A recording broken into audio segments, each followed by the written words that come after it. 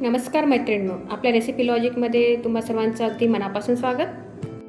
आज आपण बनणार आहोत राखी पौर्णिमेसाठी खास 3 रंगांची सुंदर मिठाई. सर्वप्रथम मिक्सरच्या जारमध्ये काजू घ्या.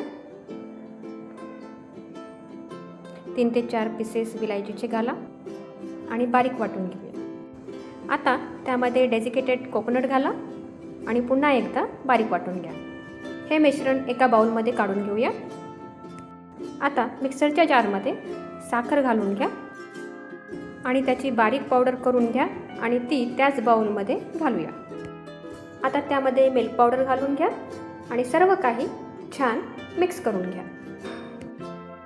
आणि यानंतर यामध्ये थोडे थोडे दूध घालून मऊ पीठ तयार करून घेऊया. आता या पिठाचे 3 भाग करून घ्या. आता पहिल्या भागामध्ये नारंगी, दुसऱ्या भागामध्ये हिरवा आणि तिसऱ्या भागामध्ये पिवळा कलर घालून घ्या. यानंतर तिन्ही रंगाचे छोटे छोटे गोळे बनवूया. तुम्ही पाहू शकता किती छान गोळे तयार झालेले आहेत. यानंतर पिवळ्या पिठाची पुरी करून त्यामध्ये नारंगी कलरचा गोळा कव्हर करून घेऊया.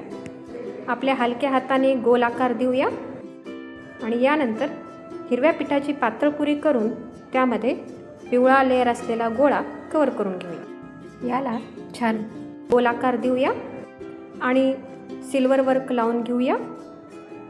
यानंतर 30 मिनिटासाठी फ्रीजरमध्ये सेट करण्यासाठी ठेवून द्या.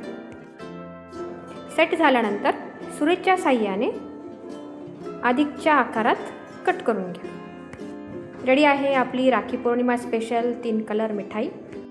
एकदा नक्की बनवून बघा आणि तुमच्या राखीच्या सणाला अजून गोडवा आणा. आजच्या रेसिपीची लॉजिक: काजू आणि नारळ बारीक वाटल्यामुळे मिठाई मऊ होते. मिल्क पावडरमुळे रिच टेक्स्चर मिळते.